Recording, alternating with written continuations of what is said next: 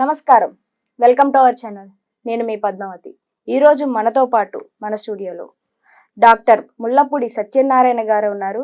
బ్రహ్మశ్రీ జ్యోతిష్యులు. ఈరోజు ఆయనతో మాట్లాడి మనకి తెలియని మరిన్ని విషయాలు తెలుసుకునే ప్రయత్నం చేద్దాం. నమస్కారం గురుగారు. నమస్కారం మా పద్మావతి.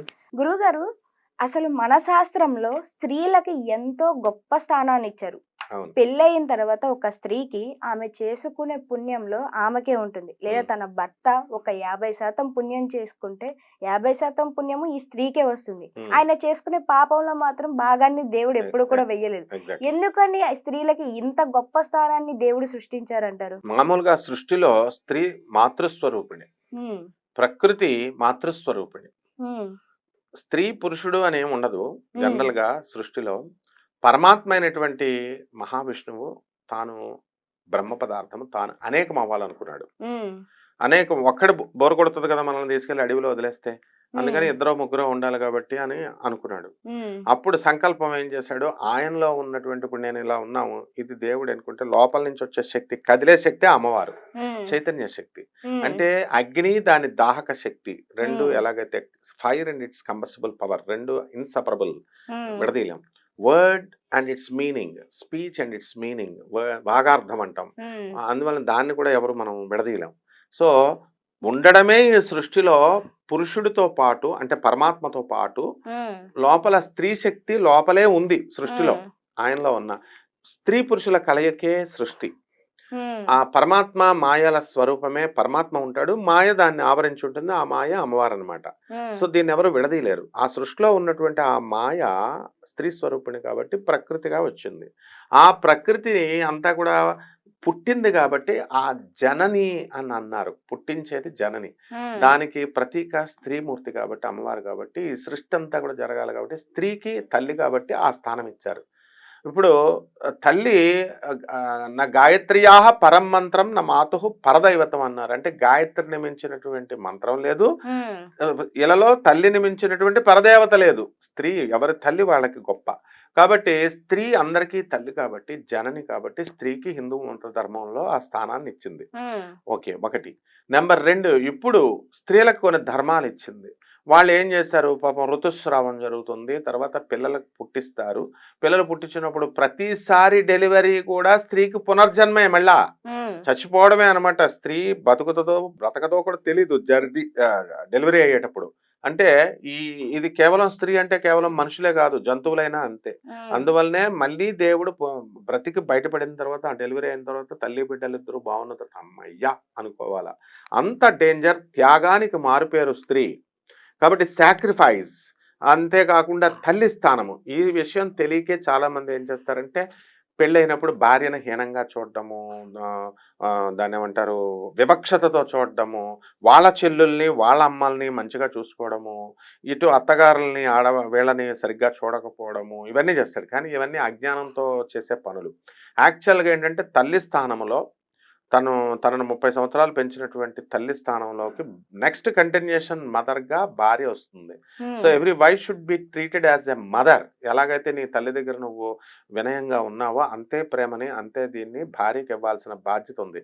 ఇది మన స్కూళ్ళల్లో మనకి గురుకుల వ్యవస్థ లేదు కాబట్టి చెప్పరు. కాబట్టి మనం భార్య రాగానే వేధించడము, తిట్టడము, ఇంకొక పరస్త్రీలతో సంబంధాలు పెట్టుకోవడము, ఈ భార్యని వివక్షతో చూడడము, వేదనకు గురి చేయడము, ఇవన్నీ మానవుడు చేస్తాడు. కాబట్టి వీడిలో సగం పుణ్యం పీకేసి పాపం స్త్రీ మౌనంగా భరిస్తుంది. కాబట్టి తల్లి స్థానంలో ఉన్న, భార్య స్థానంలో ఉన్న, అందుకని భగవంతుడు ఒక నిర్మాణం పెట్టాడు. వీడు చేసే పూజల్లో, వీడు చేసే పుణ్యంలో 50% తీసుకొచ్చి భార్యకి ఇచ్చేయమన్నాడు, జీతబత్యాల్లాగా. ఎందుకని మన ధర్మశాస్త్రం చెప్తోంది 10% మామూలుగా ఎవడు సంపాదించినా 10% తీసుకొచ్చి పేదవాళ్ళకి ఇవ్వాలి, లేకపోతే కుదరదు. హిందూ ధర్మశాస్త్రమే చెప్తుంది.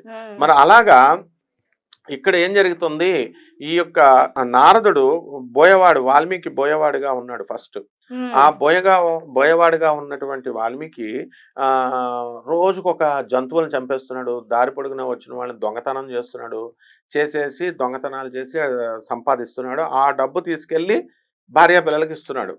వాడు పూర్వజన్మలో పుణ్యం చేశాడు. వాడి పుణ్యము మనకైనా సరే, మనం పుణ్యము చేసిన పుణ్యము అక్కరకొచ్చినప్పుడు ఏమవుతుందంటే, మనకెవరో మహాత్ములు ఎదురవుతారు. మహాత్ములు ఎదురయ్యి ఇక మన పాప జీవితం ఆ రోజుతో పోతుంది. వచ్చి వివేకం నేర్పిస్తారు. బోయేవాడికి అలా నారద మహర్షి, దేవతల ఋషి అయినటువంటి నారద మహర్షి, నారము అంటే జ్ఞానము, అంటే ఇచ్చేది. మనకైనా సరే నారదుడు వస్తాడు మనకి. మన పుణ్యం వచ్చినప్పుడు వచ్చేది నారదుడే, మిగతా వాళ్ళు ఎవరు రారు. వచ్చి ఏం చేస్తాడు, ఎందుకు చేస్తున్నావురా నాయన ఇదంతా అంటే, నా భార్య పిల్లలను పోషించడం కోసం అంటే, అయితే ఒక పని చేయి, నీ భార్య దగ్గరికి వెళ్ళి ఈ 50% తీసుకుంటుందా తీసుకోదా, నీ పుణ్యంలో డబ్బులో వాటా తీసుకుంటుంది కదా, పాపంలో వాటా తీసుకుంటుందా తీసుకోదా అడుగు అంటాడు. వెళ్ళి నువ్వు పాపంలో వాటా తీసుకుంటావా అని భార్యని అడిగితే ఆమె ఏమంటది, అది ఏ ధర్మశాస్త్రంలోనే లేదు, నేను ఎందుకు తీసుకుంటాను, నీ పుణ్యం ఇస్తాను, నువ్వు పోషించడం బాధ్యత, నీ బాధ్యత నువ్వు నాకు పోషించాలా, నువ్వు దొంగతనమే చేస్తున్నావో, ఏం చేసి తెస్తున్నావో, మోసాలు చేసి తెస్తున్నావో, కష్టపడుతున్నావో నాకు తెలీదు, ఆ వచ్చిన డబ్బు మాత్రమే నాకు వాటా, నీ పాపంలో నేను వాటా తీసుకుని ఉంటది. వెంటనే రాగానే మనవాడు జ్ఞానోదయం అయింది. ఇటువంటిప్పుడు నేను ఇలా చేస్తున్నాను అని అప్పుడు ఏం చేస్తాడు, అటువంటి బోయవాడు మహాత్ముడైపోయాడు. మనిషిగా అయిపోయి ఒక జంట పక్షులను కొడితే అది ఒక ఆడదాన్ని కొట్టేస్తే మగది ఏడుస్తుంటే ఆ శోకముతో చేసినటువంటి ఆక్రందన శ్లోకంగా మారి వాల్మీకి రామాయణం మనకు వచ్చింది. కాబట్టి భగవంతుడు చేసిన ఏర్పాటు ఇది. దీనికి ఆర్డర్, లా అండ్ ఆర్డర్ ఎందుకు పెట్టారంటే, లా అండ్ ఆర్డర్ ఆయన బాస్, దేవుడు బాస్ కాబట్టి ఆయన పెట్టాడు. ఇప్పుడు పోలీసు వాళ్ళు ట్రిపుల్స్ వెళ్తే పట్టుకొని వేసేయాలా అనంతే, బొక్కలా వేసేయాలా అన్నారు. ఎందుకనండి అని అంటే, అది రూల్, కాన్స్టిట్యూషన్ మనం పెట్టుకున్నాం. ఆ విధంగా వీళ్ళందరినీ కూడా స్త్రీకి సగం పుణ్యం ఇస్తారు. అలాగే మళ్ళీ స్త్రీ చేసుకున్న పుణ్యం స్త్రీ దగ్గరే ఉంటుంది, భర్తకి ఎవరు. తన కుటుంబం కోసం సాక్రిఫైస్ చేస్తుంది కాబట్టి. ఈ విధంగా నా స్త్రీ స్వాతంత్రం అర్హతి అన్నారు. ఏ స్త్రీ అయినా సరే బాల్యములో తండ్రి హయాంలో ఉంటుంది, యవ్వనములో భర్త హయాంలో పర్యవేక్షణలో ఉంటుంది, తర్వాత వార్ధక్యం వచ్చిన తర్వాత పిల్లల హయాంలో ఉంటుంది. ఎప్పుడూ పాపం స్త్రీకి స్వేచ్ఛ ఉండదు. ఇది ఇంకొక యాంగిల్లో చూడాలి. తండ్రి అల్లారు గారాబంగా చూసుకుంటాడు, అలాగే భర్త అంత గారాబంగా చూసుకోవాలా ఈమెని, భార్యని. అలాగే పిల్లలు అంత గారాబంగా తల్లిని చూసుకోవాలి. అంతేకాని పెళ్ళానికి భయపడి తల్లిని ఓల్డేజ్ హోమ్లో వేసి, తల్లిని పెద్దవాడి దగ్గర 3 నెలలు, పెద్దన్న దగ్గర తండ్రినేమో చిన్న కొడుకు దగ్గర 3 నెలలు ఇలా డిస్ట్రిబ్యూషన్ చేసి తల్లిదండ్రులను ఇద్దరిని రాక్షసంగా విడదీసేస్తున్నారు. అదే తల్లిదండ్రులు పేదరికంలో ఉన్న ఈ 4 పిల్లల్ని వాళ్ళు ఎక్కడ విడదీయనివ్వలేదు. విడదీయకుండా వాళ్ళు గంజి తాగుతున్న 4ని కలిపి ఉంచారు. ఈ వివక్షత ప్రజలు తెలుసుకోవాలా. ఇప్పుడు పేదవాడు అలా చేస్తున్నాడంటే అర్థం ఉంది. తల్లిదండ్రులను ఎక్కడో చూడలేక బాగా బలిసి సంపాదిస్తున్నటువంటి వాళ్ళు, విద్యావంతులు, అమెరికాలో ఉన్నటువంటి వాళ్ళు కూడా ఇలాగే చేస్తే ఇంకేం చెప్తాం. కాబట్టి స్త్రీకి ఒక ఔన్నత్యము, త్యాగము. హిందూ ధర్మశాస్త్రంలో స్త్రీ జగన్మాత, నదిని స్త్రీలాగా చెప్తాం. గోదావరి, నర్మదా అంటాం కానీ పురుషుల పేర్లు చెప్పాం. చెట్లనైనా, గోదావరినైనా, నదులనైనా, రోహిణి, నక్షత్రాలు, ఇవన్నీ కూడా మనకి అమ్మవారి పేర్లతోనే పూజ చేస్తాం. కాబట్టి స్త్రీకి ఆ హిందూ ధర్మమే కాదు, ఈవెన్ క్రైస్తవ ధర్మంలో కూడా, ముస్లిం ధర్మంలో కూడా, ఏ ధర్మంలో అయినా సరే స్త్రీకి అత్యంత ప్రతిష్టాత్మకమైనటువంటి స్థానాన్ని ఇస్తారు, గౌరవమైన స్థానాన్ని ఇస్తారు. కాబట్టి అందుకు పెట్టారమ్మా. గురువు గారు, ఇంకోటి వచ్చేసి, ఇప్పటికీ మనం గుళ్ళోకి వెళ్ళేటప్పుడు చెప్పుల్ని వేసుకు వెళ్ళము, చెప్పుల్ని బయటకే వదిలేసి వెళ్తాం. ఎందుకని అంటే, ఇది గుడి కాబట్టి లోపలికి వేసుకొని వెళ్ళకూడదు అన్న, లేకుంటే దానికి సంబంధించి సైంటిఫికల్ గా ఇంకేమైనా ప్రూఫ్ ఏమైనా ఉందంటారా? తప్పకుండా సైంటిఫిక్ ప్రూఫ్ ఉంది. చెప్పులు వేసుకొని వెళ్ళామనుకో, ఆ భూమిలో నుంచి వచ్చేది మనకి బాడీలో ఉన్నది భూమిలోకి వెళ్ళదు, భూమిలో ఉన్నది బాడీలోకి లాక్కోదు. ఇప్పుడు ఫర్ ఎగ్జాంపుల్, దేవాలయము అనేటటువంటిది పవర్ హౌస్ అంటాం. దేవాలయం ఎలా కడతారు, మనం నిర్మాణం కనుక చూస్తే గోపురం సరదాగా కట్టరు, పిరమిడ్ ఆకారంలో కడతాం. అలాగే కొన్ని నిర్మాణాలు ఇలా గోపురము అవంతా కూడా ఒక పద్ధతిలో చేశారు. మనము విగ్రహం పెడతాం లోపల. విగ్రహం పెట్టిన తర్వాత యంత్ర ప్రతిష్ఠ అనేది ఎందుకు పెట్టారంటే, ఏదో మంత్రాలు చదివేస్తే దేవుడు వచ్చేస్తాడని కాదు. విద్యుత్ తరంగాలు, మంత్రాలంటే యంత్రాలు, రాగి రేకులతో 5x5 ఇలాగ రాగి రేకులు 4-5 పెట్టి, వెండి, బంగారము, రత్నము, వజ్రము ఇలాంటి పంచరత్నాలన్నీ వేసి, ధాన్యాదివాసము, జలాదివాసము, ఇవన్నీ క్రియలు పెట్టాం.